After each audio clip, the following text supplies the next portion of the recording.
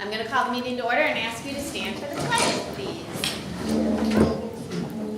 I pledge allegiance to the flag of the United States of America and to the republic for which it stands, one nation, under God, indivisible, with liberty and justice for all. All right, welcome. Welcome everybody who's watching. Welcome everyone in the audience. And I'm going to start with, we have lots of celebrations today, but I would like to celebrate and welcome our newest trustee, Deborah Wolf, to the table. Taking over for Jeff. It's great to have you, and thank you.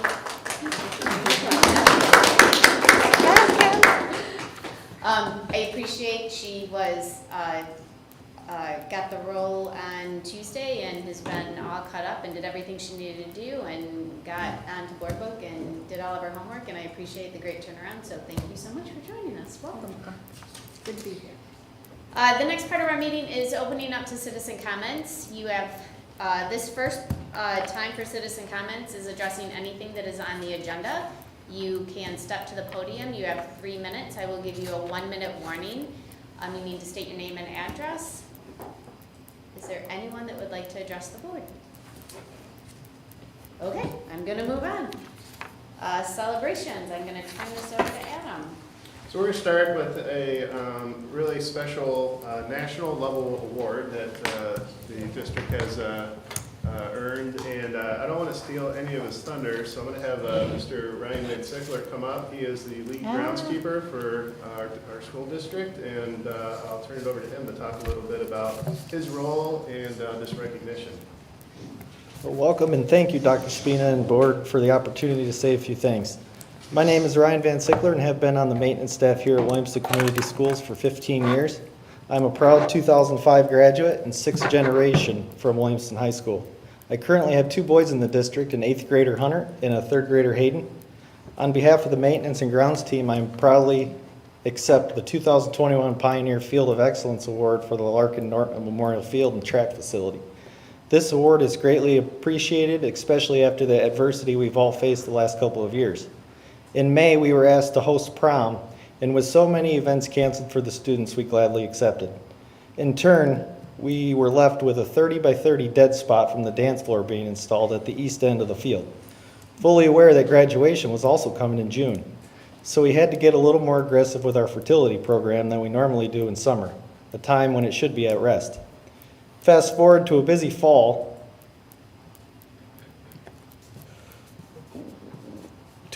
Our stadium endured a rigorous 10-week high school season with playoffs and a 16-game youth schedule.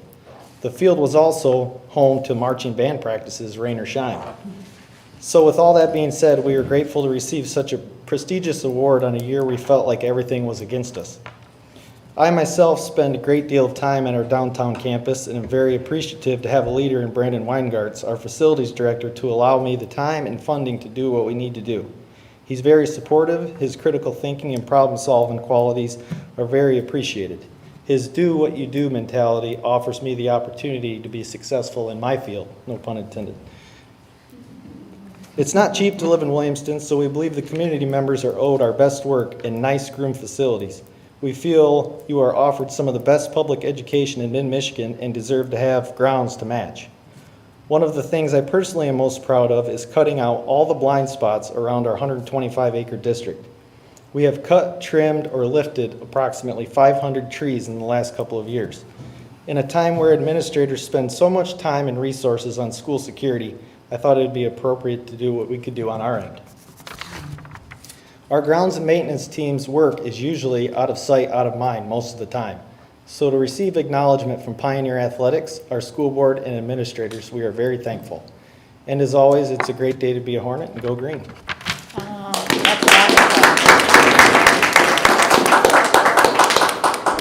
Any questions? I have some. Sure. So I notice around how green our lawns look and all of the wonderful stuff. But I've also noticed when you go to a football game or when we were at graduation, there are amazing W's painted on the grass, amazing Hornets painted off to the side. I think there was a pink ribbon for breast cancer. Yep. Who does all of that? I do. Mm-hmm. So, We are pretty bare bones crew. It's really me and one other guy, Steve, and half of his day spent in the buildings and maintenance and facilities, and it's a lot of work, but it's really appreciated by everybody. We always get a lot of compliments and thank yous, and so it's rewarding. and I do have to say, there was a day that I was running right before graduation and kind of went around, and I think I saw you on your hands and knees doing something. I'm not sure what it would be, but it was Irrigation heads, there's always something. 64 irrigation heads on the field, and one little grain of sand can get in those plastic gears, and you know it after a day or two, so it starts turning brown around it, so then you know you have a problem. Well, it's beautiful, it's appreciated, it's talked about quite a bit. Especially with graduation, how wonderful everything looks. So I am incredibly appreciated by your talent, and I think Thank it you. is a talent. It is not just Definitely. random, it is So absolutely Dave, a talent. if you click on the story, and then I think there's a link in there where you can see the field from an aerial view. It's gonna be up in the top where the description is. Where it says, second paragraph, where it says here at the very end. Can you do here?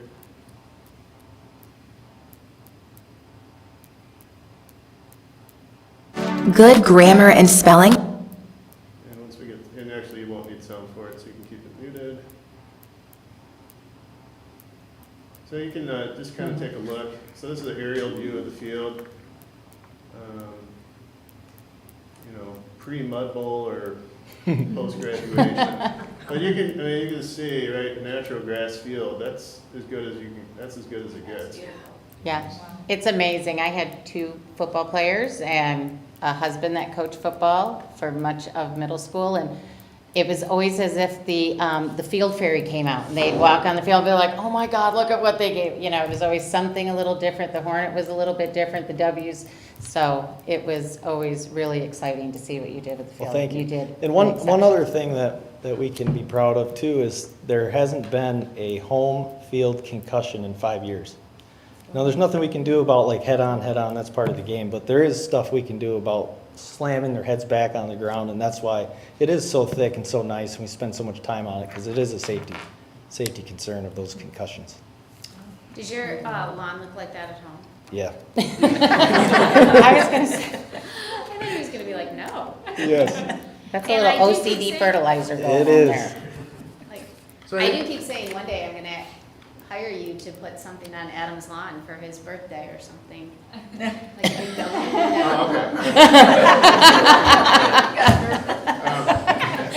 Like a hornet or a W, I'm not. Okay, no, that would be it. So Ryan was, Ryan was named, I think, maybe 2 or 3 years ago, the Williamston Community Public Servant of the Year by the Chamber of Commerce. So he's been racking up a number of accolades, and I think it's just a testament to his attention to detail, work ethic, and it's Williamston, right? So everyone here does way more than they're paid to do. It's just the way it is. It's the Williamston way, and it pays off. And so this is just another example of that. The maintenance team doesn't get a lot of face time in front of the board, so I thought it was important to have Ryan come up and talk a little bit about his role in this accomplishment. And if you go online and look at the other fields that have won, right? You got like the University of like Arizona, and like right, and then you got like Williamston, right? And they're right next to each other, and they're the same quality, right? So it's an incredible achievement in terms of what we're getting. And again, maintenance folks, they're out on days we have snow days. When you wake up, they've already been out there probably two and a half hours.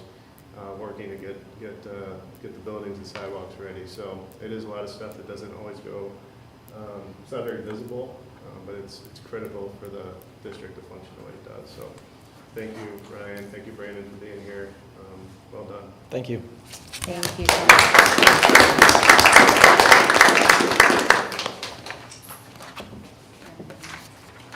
None of that, I have 2 other celebrations. Okay. All right, so I'll try to work through these in the order they're on the screen. So, Singing in the Rain was the high school musical. They ran 3 shows over the weekend, Friday night, Saturday night, and a matinee on Sunday. I had the good fortune to go to the one on Friday evening with my daughter. The show was spectacular. The tap dancing stuff was incredible, some of the routines they put together. And then, mostly because I have no idea how they do it, the visual effects that are put on screen are just remarkable. I mean, the silent movie cut-ins, I mean, that's on par with anything else you're going to see anywhere. And from my from my perspective, it's far better than the old like 2 or 3 or 4 story high like sets that used to get built like back in the day that I used to have like a heart attack over. Like they, you know, like kids were performing and I'm worried about the set like not falling down, right? So and so they can do all that with no safety issues whatsoever, and it just looks great. So kudos to Lindsay Snyder for her direction and leadership, and Dr. Delp had a cameo. We had a chance to see the show. It was pretty humorous if you have a sense of humor, and anyway, great job. The Friday before that, another performing arts event was the Evening of Jazz, back after a couple of years. And just another really kind of high-class function, right? You got like the candlelight room with the food and the kids performing jazz music throughout the night. And if you go out into the Commons, they have the annual performing arts auction, which is always kind of a fun one for me. And kids just had it was just a great evening, just a first-class event, and just great performances by our middle and high school jazz bands. I don't want to steal all of Paige's thunder for April, but then two athletic notes. Our girls basketball team captured yet another conference championship this year, as well as a district championship, and got just missed a shot at the buzzer, almost went in regionals, but a great run for them, another great run for them, and congratulations to Coach Poole and all the girls on that team for another fine season. And then our wrestling program, yet again, had a great showing at the state championships. We sent 6 wrestlers, I believe, to states, and Riker won his 3rd straight state championship. So that's obviously an amazing accomplishment, and congratulations to all involved on that team for another outstanding year. Pending any questions, that's this evening's celebrations. Do you have any questions for Adam? Thank you. Moving on, we do not have an educational update, so the next thing is Superintendent Report. So upcoming events in April, Paige Paulson will be here for an athletics enrichment update, and then in May we'll start the kind of the annual tradition of the buildings coming in to brief the board on their education update from the year, highlighting their school improvement plan, which of course is aligned to your board goals, and then as well as any handbook revisions that they'll be submitting to the board for approval. So you've all been through those, you know, they're kind of lengthy experiences, but you'll learn a lot about what's going on in the building and be able to celebrate their hard work and accomplishments over the course of the year. 2 other events upcoming this week. Tomorrow night at 7 o'clock in Chelsea, the boys basketball team is playing in the state quarterfinals against Detroit Edison, so we're hoping to pack the stadium again for that event. And then our first robotics team is competing in the district event at Mason High School on Friday and Saturday. And I know I always say it, but if you've never been to a first robotics competition, they are, I mean, it's a good time. And some of the things those kids can do, I have no idea how they pull it off, but they're just amazing to watch. Not only our team, but some of the things the other schools come up with. So that is Thursday and Friday in Mason, and hopefully it's going to be a busy weekend for us here in Williamston. So. Is that Thursday and Friday or Friday and Saturday? Oh, Friday and Saturday, sorry if I misspoke, yeah. They actually start on Thursday with preparations, but the competition will be on Friday and Saturday. Thank you. Any questions for Adam? Okay, we'll move on to board committee reports. The first one is the Finance Committee. Chris is not here, so I'm going to turn it over to Amanda is going to update us. Thanks. We met on the 14th. We're approving, anyway, of budget amendments, and you'll hear more about those from Sarah today, with some much-needed increase in salaries for our hardworking staff. We talked about the recreation millage renewal. Paige will present in April, and I think talk more on that. We'll shoot for November, because, you know, we may need more than one try. So it's always best to start early. We talked about substitute teaching pay, and a lot of our counterparts in the area, Okemos and Hazlitt, are gonna increase rates. We're fairly competitive, but now there's been a lot of increase in rates because of COVID and staffing shortage. So we definitely want to remain competitive and not get into a bad situation. So we're definitely going to be raising those, but we wanted to leave some flexibility to Dr. Spina, because you know, exactly where everyone is going to land is going to be right where we want to be landing too. And I think we also have some approval of some expenditures from the HVAC improvement update. Again, our excellent staff, Brandon, has realized that if we pay for replacing the chiller that we need to replace, now we can save 5% of those costs, which is significant.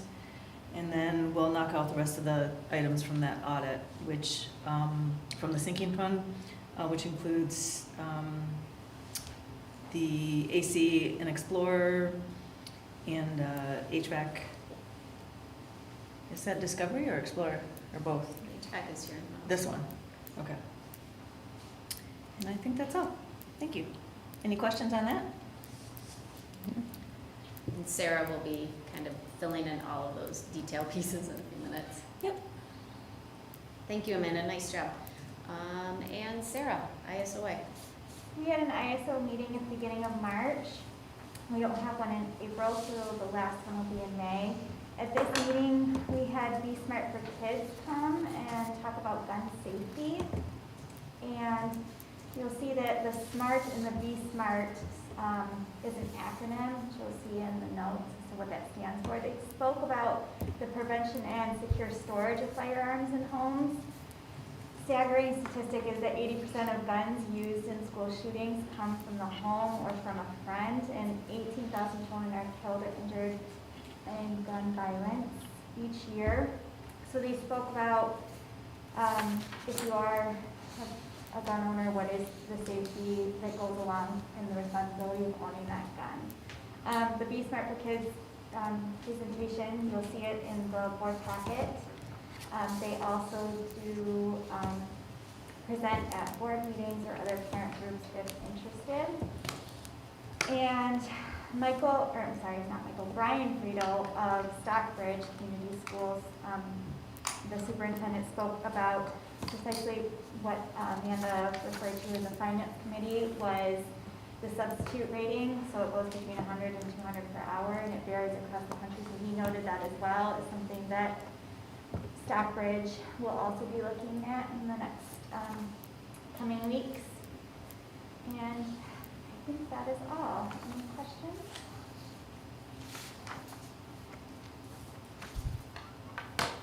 Okay. Moving on to discussion items.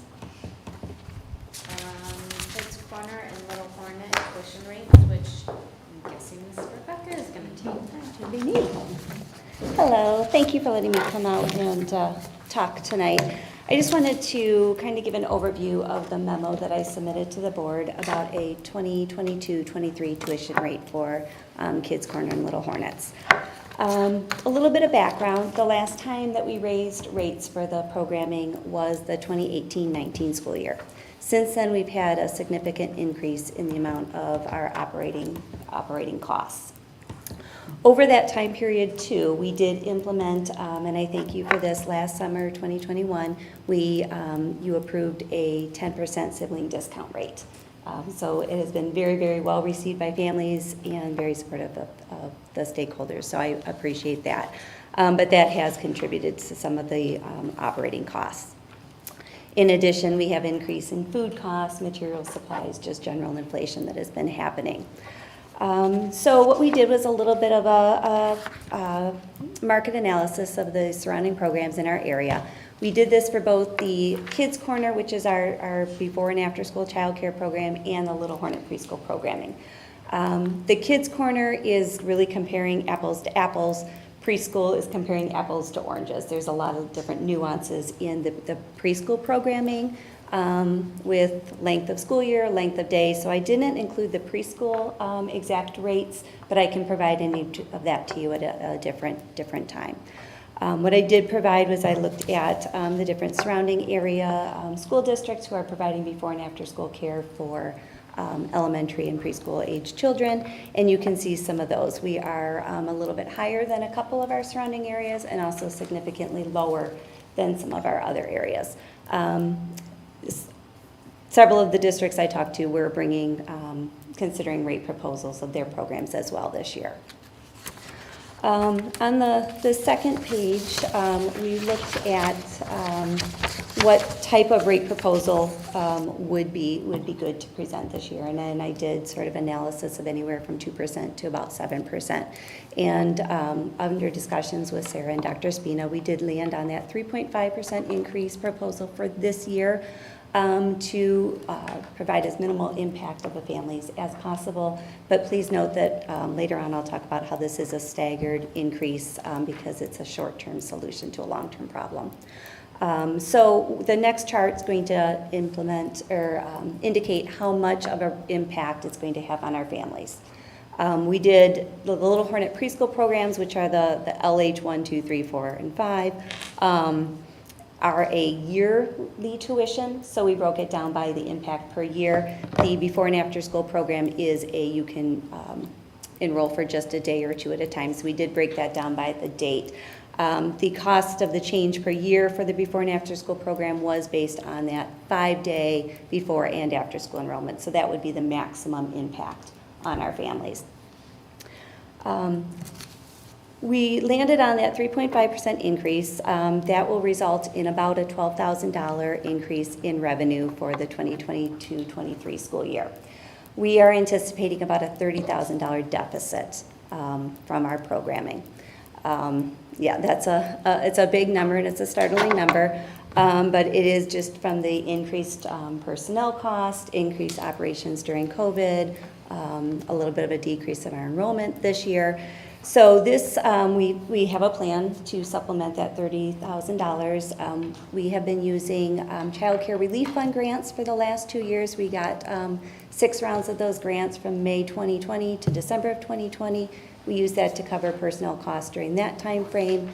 We applied for the first round of the Child Care Stabilization Grant. That was in the fall of 2021. It was awarded in January of 2022.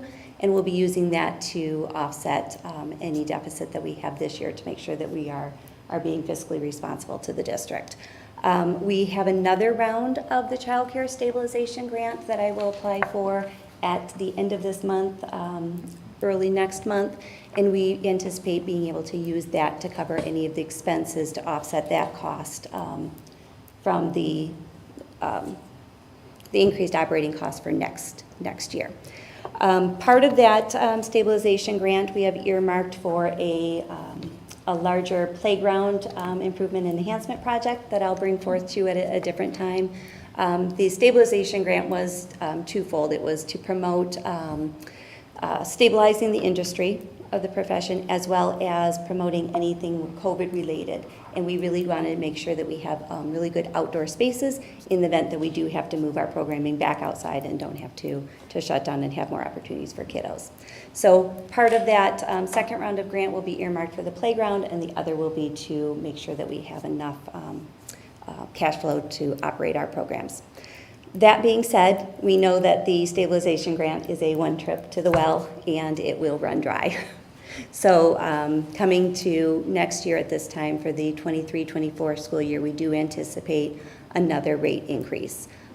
We wanted to make it minimal for this current year, but we are looking at between a 3.5 and 8%. And I really can't give any better estimate than that until we really know what our operating costs are going to be for the upcoming year. I'd be happy to answer any questions that you may have, or if I can't answer it tonight, I'd be happy to bring forth more information directly to you.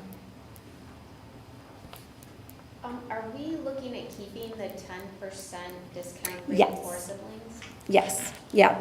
That was implemented last year, and I don't have any notion of bringing forth a discontinuation of that. I think that is really a good policy for our families and something that we can do for them. Do you see us increasing, I know you talked about enrollment, and I know because of COVID, our numbers were a little smaller. Do you see us opening up some of those, or in classrooms, or having more kids, or our numbers going up, or? I not really right now? I don't think right now our goal is to expand the entire operation. I think we want to get at the capacity that we know works and we can provide a good quality program. So right now we're operating at reduced adult to child ratios because we're seeing a lot of needs of the children right now. So I'm hoping next year we can get back to those good ratios that we've had for many, many years, and that will help our operating costs. We'll also be able to enroll our rooms more to capacity. Right now, some of them are at reduced enrollment. We've also been giving credits for COVID absences, which has really impacted the bottom line. In a typical year, we wouldn't give a refund or a credit for an absence of a day or two, but kids are out for 10 days with COVID, and so we are trying to provide the best relief for families. Providing best relief for families impacts our bottom line, unfortunately, negatively. Does the stabilization grants cover the full deficit over? So next year we'll be kind of at square zero, so all of our increase will be based off the budget that we have. Yes, So we're really, okay. we will make sure that it does. Well, thank you for applying for those grants and receiving them. And thanks for your review of what the other districts are doing. That's very helpful. Yeah, I don't know exactly what they landed on. I know everybody was really looking at it because the industry in general is in that same situation, unfortunately. Any other questions for Rebecca? And do we feel comfortable moving this forward to the next meeting? Yes. Okay. Yes. If you have any questions between now and then, please make sure you either get with Rebecca or Adam or Sarah, possibly. I guess someone, make sure we get your questions answered. Otherwise, we'll move this on for action. I want to say 2 weeks, but I don't think our meeting's in 2 weeks, is it? April 11th. April 11th. Thank you very much. Thank you for your time. Thank you. Thanks. Okay, next up, quiz bowl. Are you doing that, or is our quiz bowl? I can take it. Okay. Yeah, so this is a celebration masquerading as a request, I think. But I see we're joined by Coach Ellis, and we're not fully ready to completely celebrate yet because the team's still going, but the middle school quiz bowl team has for the second year qualified for nationals. This year, we're hoping to actually be able to send them 3 years in a row, thank you. 3 years in a row, but unlike last year, they weren't able to go, they had to do it virtually, and so this year, we're looking to be able to provide the kids the opportunity to go to Chicago, and compete in person. And so this was not brought to the board earlier in the year because we knew, well, we didn't know they would qualify, but per standing board policy, you have typically in the past acted on these kind of surprise events by approving them mid-year, and I'm hoping you do because I had already sent out the link to their fundraiser. So, but in case, congratulations to Coach Ellis and the team, and they're just looking for the green light to be able to bring the kids to Chicago for the finals. So can I ask a question? Or I'm going to, I guess it doesn't. So how many kids are going? Like, will your whole team get to go, or do you have to just May I select? approach? Yes. Yeah. I'm sorry. I didn't know what the rule is for coming up. So this last fall, we had 17 kids that were competing in 3 different teams, and it was actually the 8th grade team that qualified, but according to the NAQT rules, once a team qualifies, basically anybody can go. And so there's been, one of the reasons why why the proposal is kind of coming in right about now is because the parents and the students were kind of all in discussion, well, who can go, how much is it going to be, the hotel rooms are an expense, and then the fee itself is an expense. And so 8 kids are going to be going. 2 of the kids were on the 8th graders that were on the team. So I have 2 8th graders 1 6th grader, and I guess if my math is right, no, I have 3 8th graders, I'm sorry, 3 8th graders, 1 6th grader, and 4 7th graders. So, we're excited, they're excited. I think that's awesome. Fun. I said, I think it's awesome. Oh, yeah, it's, and as Dr. Spina said, so 2 years ago, we were all ready to get going, and then literally, I think it was the Friday right before the next board meeting, and then we shut down, and it was like, well, I guess we're gonna pause on that one. And we did do it last year, it was a virtual competition, and so we did get to compete against, like, I think one of our matches, preliminary matches, was against the runners-up, or the top 3 or top 4 team, and it was pretty eye-opening experience. So definitely fun though, definitely fun. So. That's amazing, that's great. Any other questions for Mr. Ellis? No? Good luck. Yes. Thank you. I neglected to mention earlier, and I should have thought of it because you're sitting right there. But in addition to this, and teaching, which is his real job, Johnny was also in charge of all the music for the musical. And again, another example of the Williamston way, right? I mean, just doing all kinds of different things to support our students. So that was awesome, Johnny. The kids did great. Well, I thank you. Yeah, And good ways luck. to support us during COVID, because I don't know I was if you gonna watched say him. live at 5. Yeah, his live was on A few times. Facebook Live a couple times, kept us enjoyed, so. Thank you. He's very talented. I've had the pleasure of watching him many different places, play many different instruments, and they're very Well, good. I do what I can. Thank you. Thank you very much. Thank you so much. All right, thank you. If there aren't any other questions, we can move that to the April 11th meeting also. And just so there's no, I'm going to run off the assumption you'll approve it so that they can Yeah. Yeah. Yeah. move forward with doing what they I got don't to do. think there are any concerns. Okay. This is a pretty. They got a good plan put together, so it should be fine. Next, the Williamston theater class, which I'm guessing is you too? Yeah, I mean, again, just in keeping with board policy, we're really making a point to ensure that any curricular items go to the board for review and approval. And so because theater production is a class at the high school, and obviously their content's going to change annually due to the nature of the class, that we get that out in front of the board to take a look at. So Ms. Campbell is recommending 3 small skits or plays that will make up the production for this spring. And you can see that Dr. Delp, also a theater person himself, has gone through and reviewed those and recommended to the board that they approve those productions. Are these productions also going to be done at the Warren Center? Or not the Warren Center? McGough? McGough. Yeah, they'll be at Like McGough, and if they do a really good job, they'll get invited to work. The Warren Center? But they'll be performed for folks to attend at McGough. Any questions about these? Okay.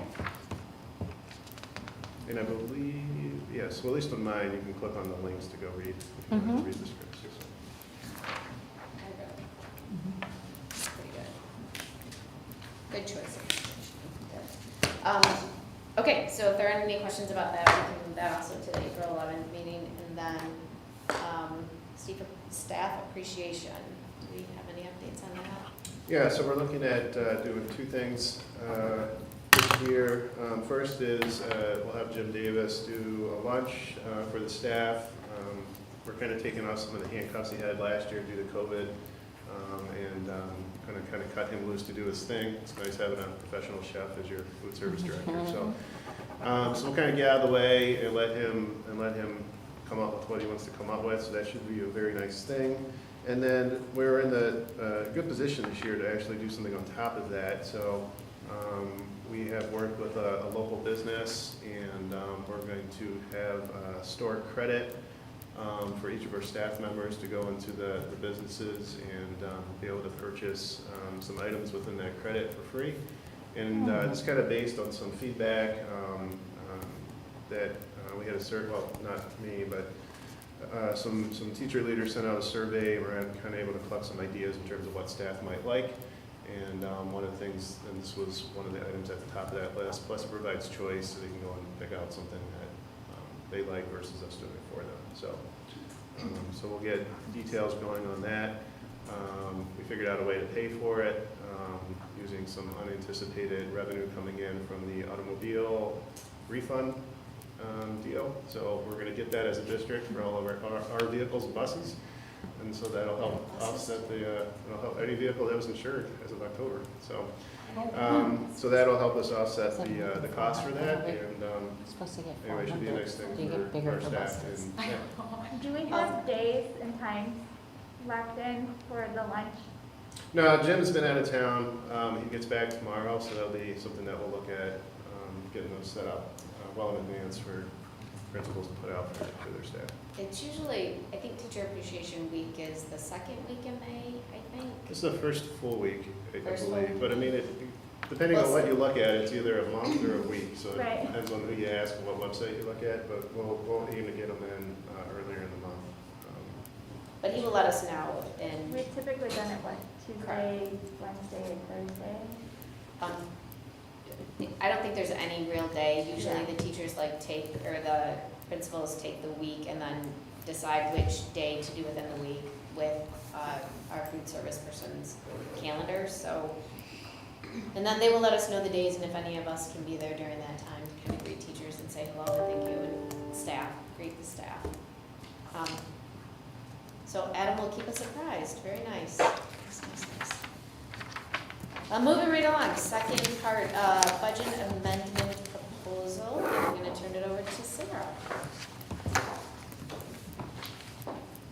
Thank you. This has been such a good meeting. I can't stop smiling, all these celebrations and stuff. All right, and then I'm going to make it all boring with our budget amendment update. It's not boring, it's more exciting. Okay, so you'll see that first column there is our amendment, the second is our original, and then the third is the adjustment between the two. We had about a 3.2 million increase in revenues, 2.7 million increase in expenditures, and you'll see what we have a transfer out there of 500,000. We already have that 500,000 set aside for proposed salary increases for next year, and we're setting that aside intentionally for those increases. Our revenues here, you'll see we have about $900,000 increase in our foundation allowance. That was because we budgeted conservatively due to the state budget being delayed. And so we came in with about quite a bit more than anticipated. The $316,000 MIPSERS line is the subsidy we receive for our ORS or retirement. And then special education is expecting just a bit more than originally budgeted for. We're also expecting about $100,000 additional in property taxes.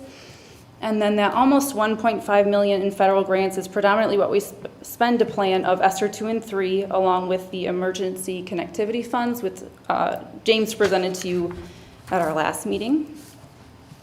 The miscellaneous grants there mostly is our 31O grant, which is how we were able to fund our psychologist, our 2.5 additional social workers, and our school nurse, as well as about $20,000 in there for our part-time COVID testers. Okay, so then our expenses, obviously you can see that our largest increase is our salaries and benefits at about 1.6 million. Mostly is due to those 31O additional staff that I just mentioned. Additionally, our health insurance expenses came in quite a bit higher just due to inflation and COVID influencing those. And then we did have a rather conservative original budget for our para salaries, but they also did get a bump this second semester, so they are coming in a bit higher than expected.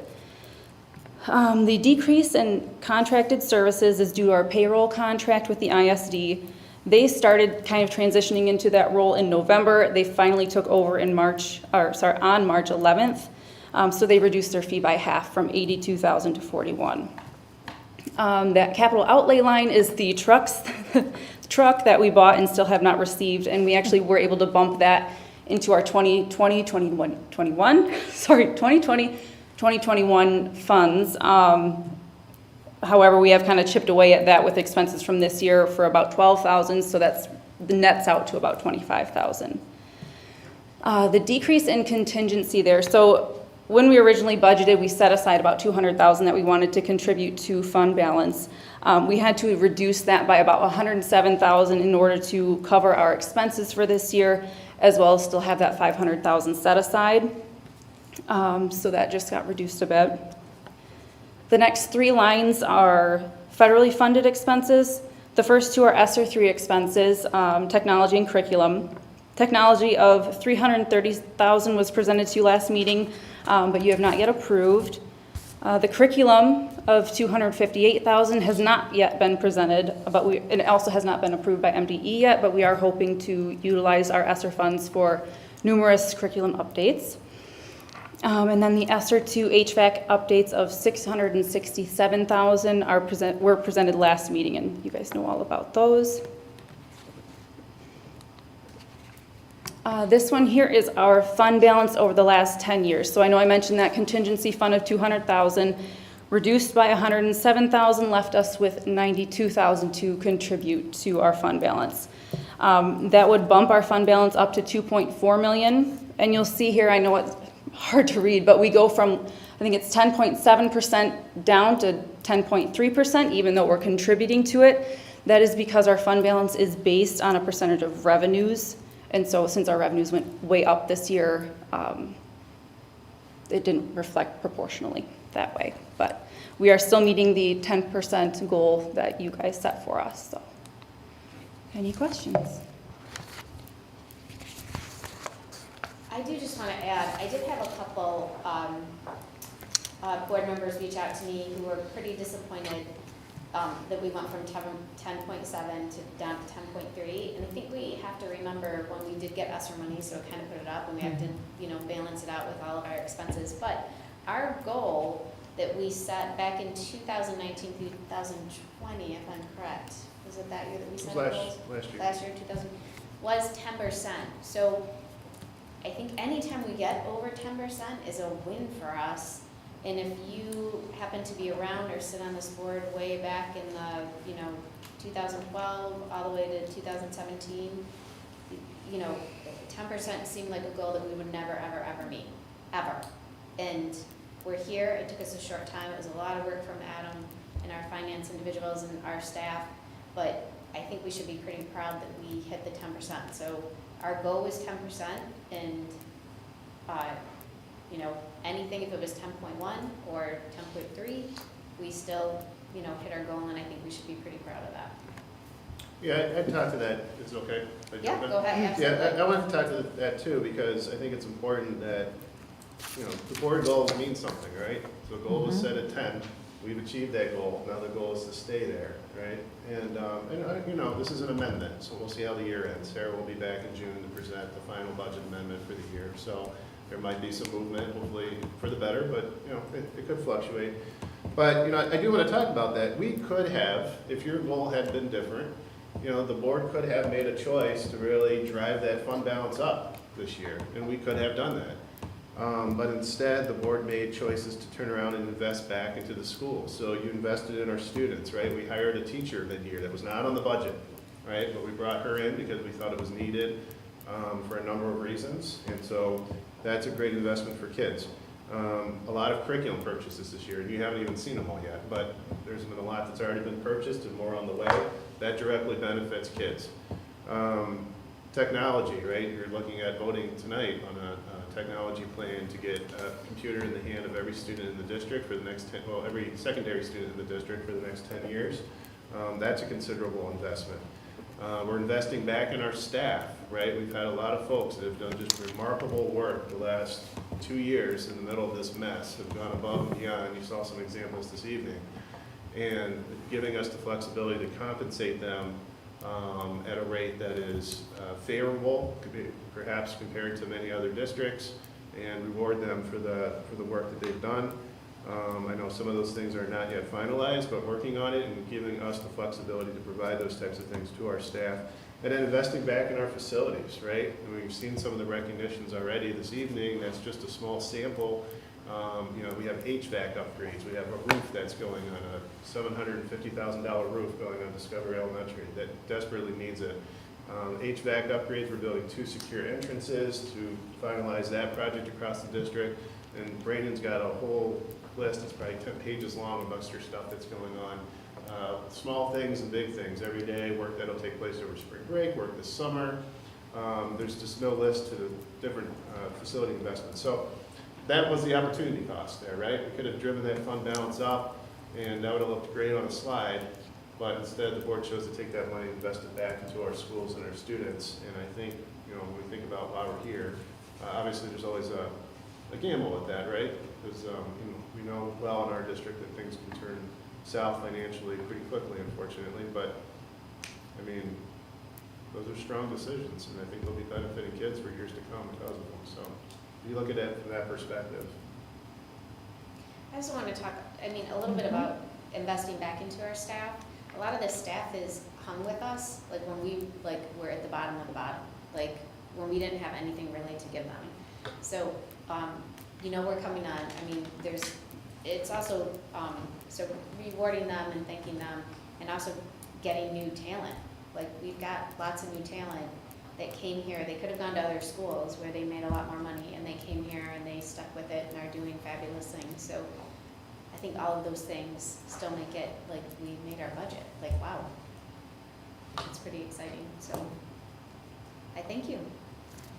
Adam, I thank you for all of the stuff you've done with that. It's pretty remarkable.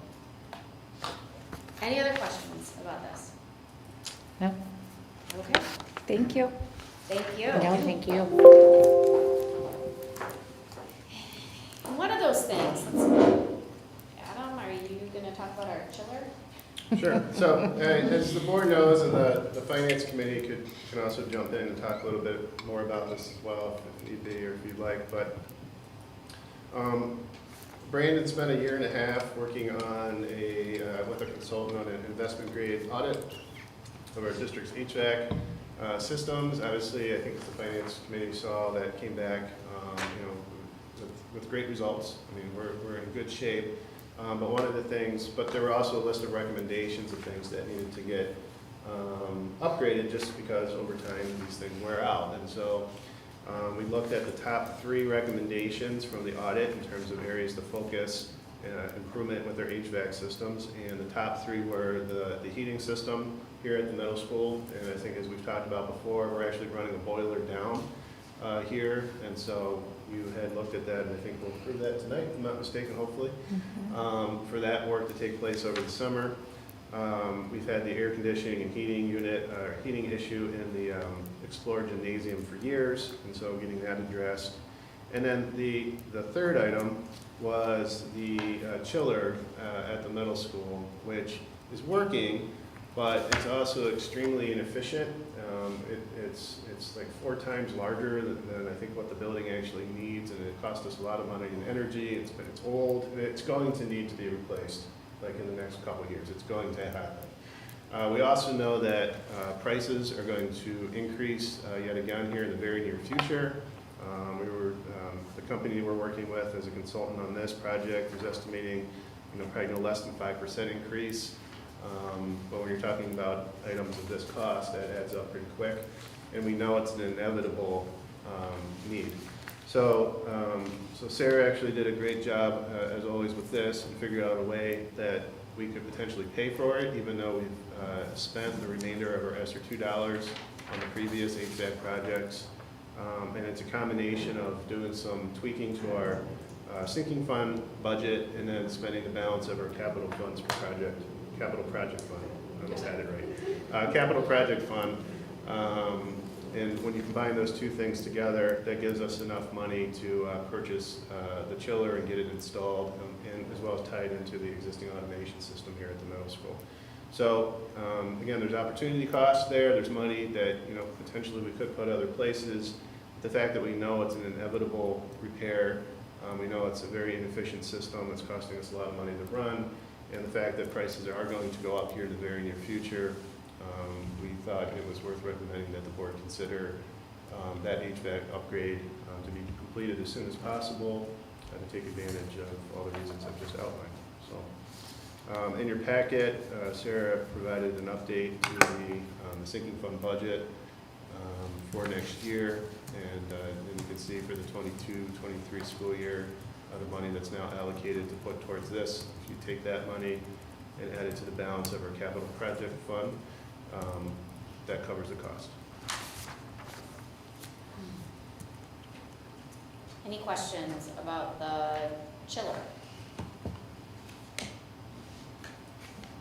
And this can be done, I'm not sure if you stated, this would be done during the summer also? So we don't actually know when it would get done, and that's kind of the game right now, right? Just with anything in general. I think the key part for our perspective is that the board approve it and we lock in at this price. Because the system's working, right, there is air conditioning in the building, it's not like something that has to be done in an emergency.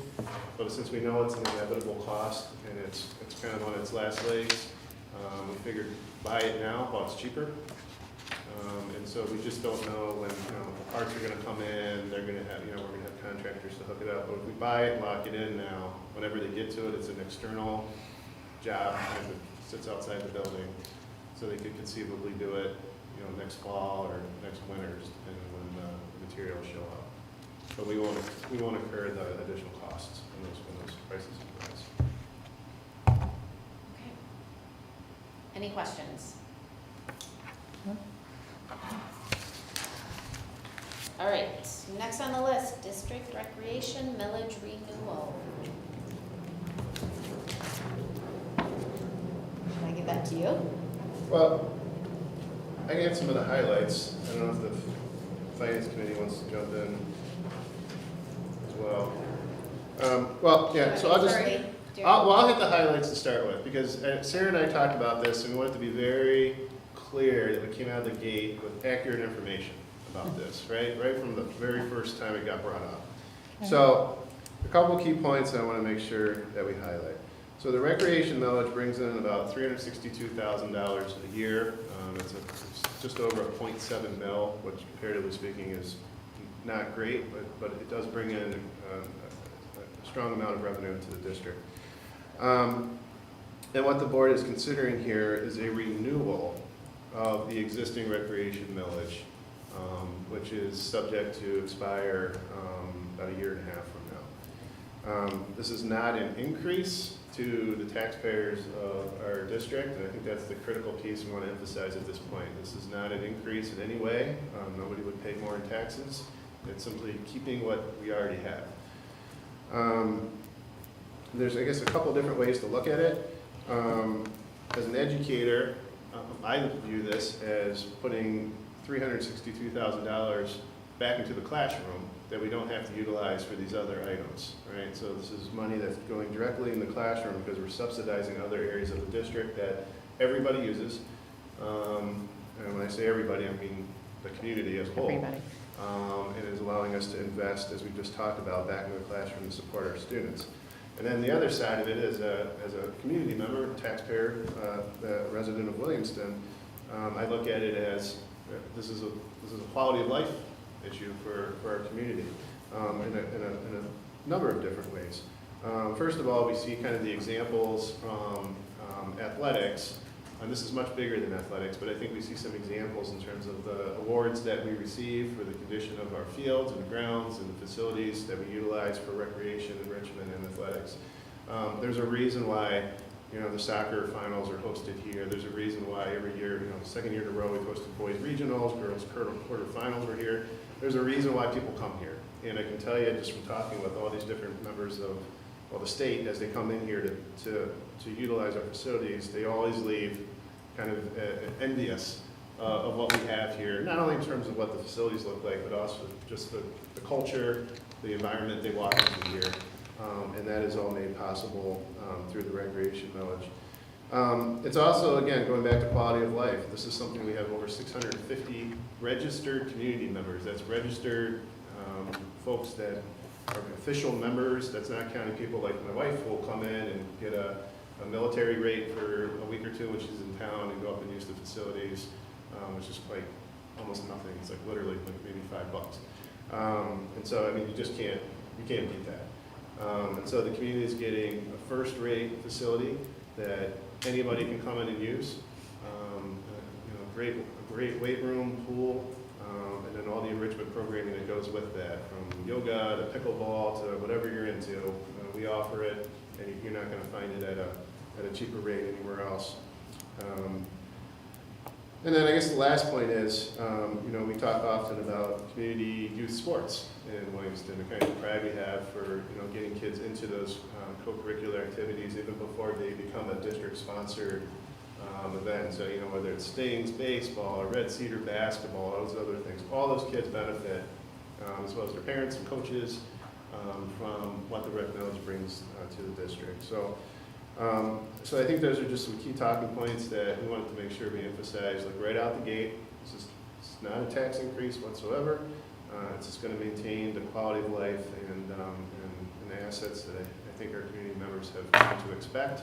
And just another great thing about living here and attending school or being a resident of the Williamston community. So I'll stop with that. We just felt that was important to get out right from the start of this thing. And then if there's anything the committee wants to jump in with or talk specifics on details, I can assist with that as needed.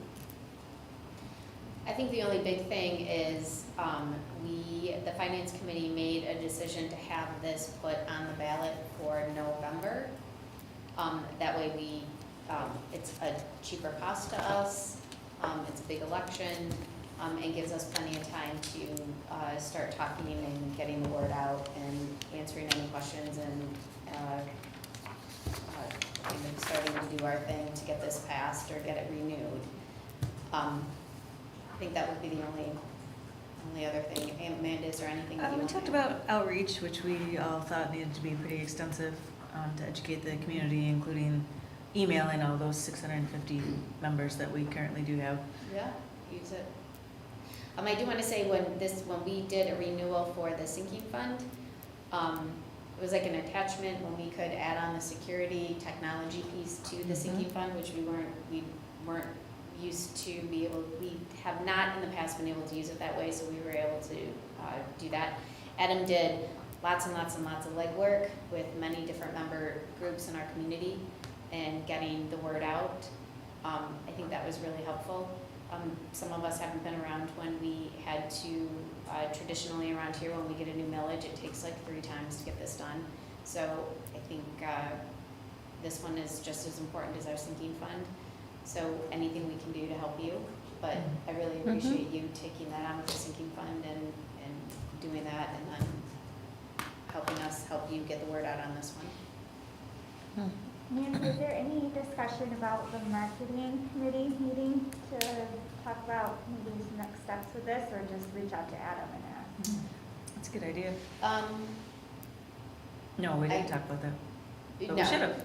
we didn't talk about and some of it was first getting an agreement from all of you, whether we get this on the November ballot and moving forward and getting all the legal stuff that we needed to do. Yeah, there's a lot of legal Yeah. Pieces. component to this, so we really want to kind of go by the numbers. Like the board needs to formally go through that adoption process. We need to get it registered, get it into the ballot officially for November, if that's what you decide to do. I think once that's done and all that's complete, then we can kind of shift gears to just making sure the community is aware or reminding them about what this is.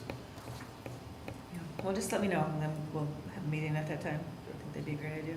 It would be like that September time when all the little ones are coming back for Yeah. football and stuff. That's gonna need. So are there any concerns about putting this on the ballot in November? Like starting to move forward with all these, all of this stuff from June that has to be done? No? So we're good. Adam, is this something that we actually have to vote on, that we're going, move it to action to vote on? Yeah, so you'll have a very legalese resolution that you'll have to adopt in April, and it's kind of in your packet as a Yeah, preview, all but this. we'll do some prep work in terms of getting that Oh, I ready see. Yeah. for your vote, and then make sure it gets certified with the county and the language is approved and put on the ballot. So it's kind of, again, step at a time. Tonight was just going to get that out in front of you to look at. But like I said, the bigger picture for me was just making sure we're clear right from the get-go in terms of what this is and how it works. And again, just a renewal, Mhm. not up in anything. If you have any questions, there is a lot of legalese in there. If you have any questions, I would suggest you reach out to Sarah or Adam to get some of those questions answered before we get this resolution on for next April, or in April 11th. Good? Everybody comfortable with that? Yep. Okay. All right, next we're up for our action items. Can I have a motion for our calendar, please? I make a motion that the Williamston Board of Education approve the minutes for the regular meeting held on March 7, 2022, and the committee of the whole held on March 15, 2022, as presented. Do I have a second? Second. Any other discussion? All in favor? Aye. Any opposed? Okay, the next, we have several roll call votes, and these do need to be taken one at a time. So, Amanda, you got I'm your ready. little pen ready? Yep, I'm ready. Okay, can I please have a motion for the initiative for grades 6 through 12?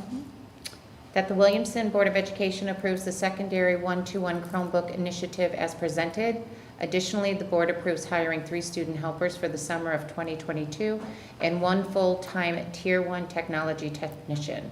This motion made by myself. I just Do I have kept a reading. second? Support? Is there any other discussion or questions on this? Okay, Amanda, can you take us through roll call, please? Okay. Amanda, yes. Dave? Yes. Deborah? Yes. Julie? Yes. Sarah? Yes. And Nancy. Yes. Motion passes unanimously. Okay, can I have a motion for the technology purchase for Chromebooks and covers? I make a motion that the Williamston Board of Education approve the purchase of 848 Chromebooks and management license for the amount not to exceed $214,679.50. Also approve the, I have to look close at that number. Also approve the purchase of 1,056 Chromebook cases for an amount not to exceed $42,240. Funding for both these purchases will come from the ESSER 3 allocation and district funds using the technology capital outlay budget for the 2022-23 school year. Do I have a second? Second. Any other questions or concerns about this or any other discussion? Okay, Amanda. Amanda, yes. Dave? Yes. Deborah? Yes. Julie? Yes. Sarah? Yes. And Nancy. Yes. Motion passes unanimously. Next, document cameras. Recommend that the Williamston School Board approves the purchase of 110 Epson DC-21 document cameras for the amount not to exceed $53,570. Funding for this purchase will come from ESSER 3 allocation. And do I have a second? Second. And is there any other questions, discussions? Okay, Amanda. Amanda, yes. Dave? Yes. Deborah? Yes. Julie? Yes. Sarah? Yes. And Nancy. Yes. The Motion next, passes. iPads. Your turn, Dave. Make a motion that the Williamston Board of Education approve the purchase of 120 iPads and cases for an amount not to exceed $42,000. Funds for this purchase will come from the ESSER 3 allocation. Do I have a second? Second. Any other discussion or questions? Amanda. Amanda, yes. Dave? Yes? Deborah? Yes. Julie? Yes. Sarah? Yes. And Nancy. Yes. Motion passes. Next, desktop computers. Recommend that the Williamston Board of Education approve the purchase of 73 desktop computers at a cost not to exceed $41,975. This purchase will be charged to the 2022-23 capital outlay budget using district funds. Second? Any other discussion or questions about this? Okay, Amanda. Amanda, yes. Dave? Yes? Deborah? Yes. Julie? Yes. Sarah? Yes. And Nancy. Yes. Motion passes unanimously. Okay, next motion for the HVAC upgrades. Move that the Williamston Board of Education award the contract for the middle school and Explorer Elementary HVAC upgrades to Hearst Mechanical for a sum not to exceed $645,692. This amount includes a construction bond of $6,500. The project will be funded from the ESSER 2 allocation. Second? Is there any other discussion, questions, anything about this one? No. Okay, Amanda? Amanda, yes. Dave? Yes? Deborah? Yes. Julie? Yes. Sarah? Yes. And Nancy. Yes. Motion passes unanimously. Okay. Can I have a motion for the next separate action item for our our food service agreement with Hvac? I make a motion that the Williamston Board of Education approve the 2022-2023 food service agreement with Hvac Public Schools as presented. Second. Any other discussion? All in favor? Aye. Any opposed? Okay, can I have a motion for our approved board policies and revisions or removals? I motion that the Williamston Board of Education remove policies number 7165 at-risk students and 7200 partnerships. Also revise the following policies as presented: 7060 curriculum guides and course outlines, 7110 basic program, 7120 curriculum alignment, 7140 dropout prevention program, and 7150 alternative school programs. Do I have a second? Second. Is there any other discussion? Just to clarify that some of this stuff isn't being removed permanently, it might have been put into other existing policies. Thank you. All in favor? Aye. Any opposed? Okay, and our last one, the extended leave request. Move that the Williamston Board of Education approve the extended leave request from Ms. Kaylee Hodgson. Leave will be unpaid through April 29th, 2021. Do I have a second? Second. I'm going to give it to Julie. Any other discussion, any other concerns, questions about this? All in favor? Aye. Any opposed? All right, motion carries. The next section on here is all of our board goals. We did get a late correspondence. I saw that. I know. It's such a bummer. We did receive a correspondence from a teacher that will be retiring in the high school. Pretty sad day. He is going to be very missed, and has been an icon in this community for a really, really long time. Do you have anything you want to add? You queued me up. You don't have to. No, I just know well, you usually like to, Yeah, so no, I'm not going thanks to for take your thunder. thanks for the opportunity. Yeah, well, I mean, Mitch has kind of been my partner in crime this year. He's my counterpoint with our, I don't know, go-to person with the WEA. He's been awesome to work with in that capacity. But I think more importantly, you know, I was hired into the district to teach elementary and then moved up to the secondary to teach social studies. And so, you know, Mitch was always kind of, like I told him Friday, like the gold standard for social studies teaching. And you know, so as a young teacher in the district, you know, I definitely looked up to him in a lot of different ways as a mentor in the field that I specialized in. And you know, I mentioned it a few times tonight, like the Williamston way, right? In terms of like folks are fully invested, they care, and they give back, and that's what makes living here and working here so special. And I think that's just an example, you know, a great example, exemplar of that, right? So you have a Hall of Fame track and field coach who teaches at not just social studies, but also video production at the high school. He does the PA for football games on Friday nights, and in the past has done other sports as well. You know, he's an accomplished author, historian. He's published, you know, several books on topics I'm super interested in, like, you know, Civil War stuff and baseball. I mean, right, like, you know, so it's just great things. I mean, he runs the Depot Museum in town.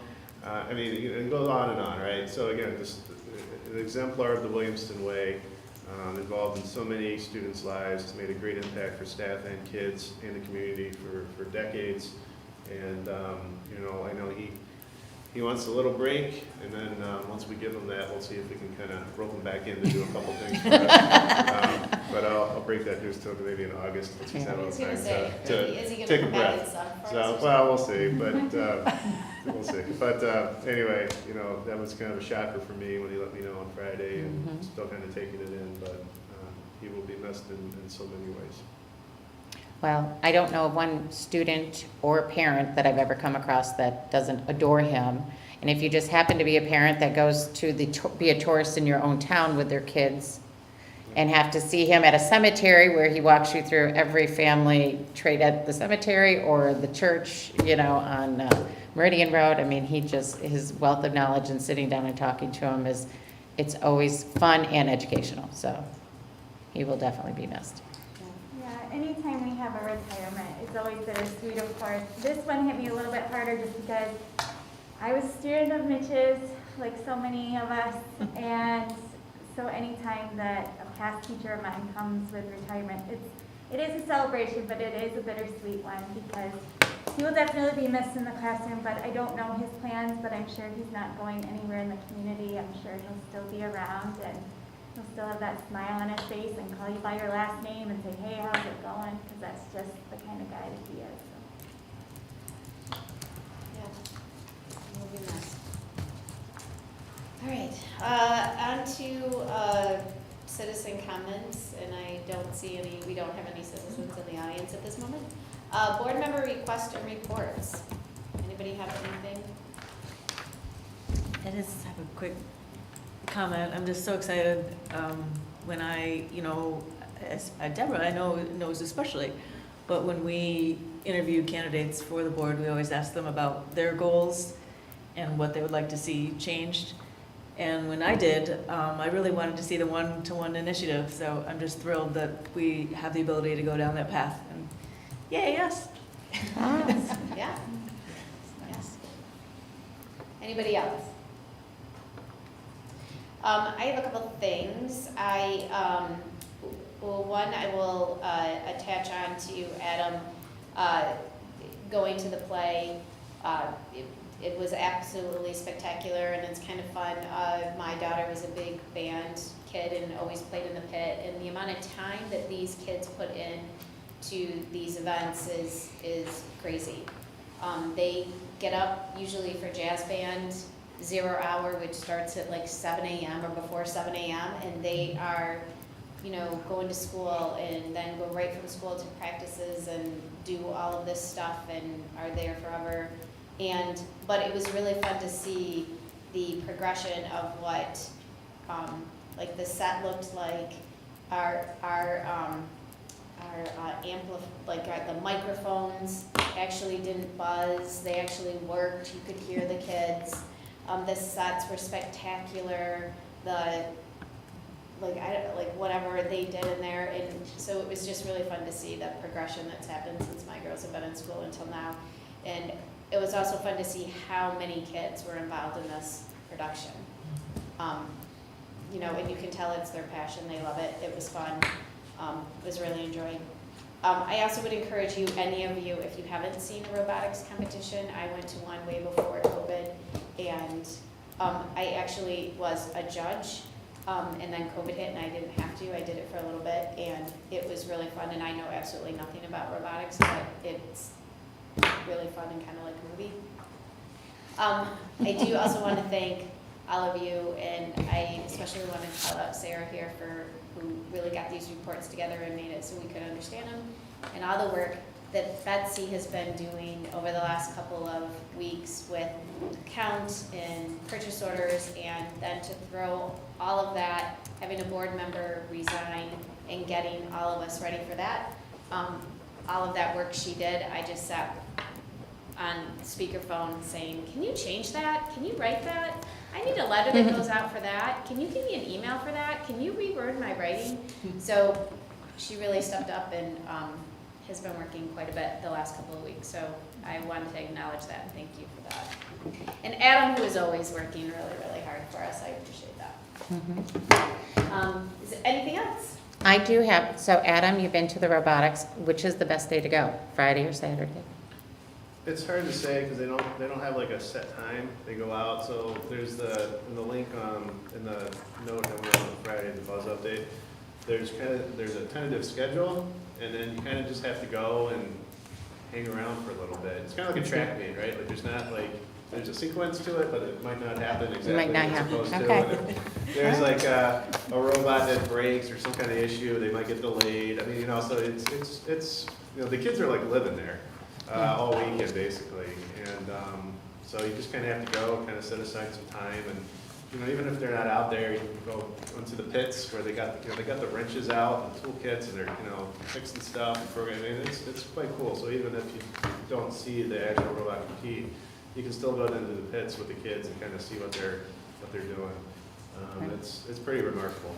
Well, perfect. And I do want to thank you for reminding everybody that we did give you the 10%. So that 10% fund balance and keeping us there. And I'm always confident when I look at any type of budget proposal from you and Sarah that I'm confident that you guys are always looking to spend the money the wisest and to take care of our funds. So I really appreciate you guys being very clear and open to all the questions we have, and for putting us where we ask you to have us every year.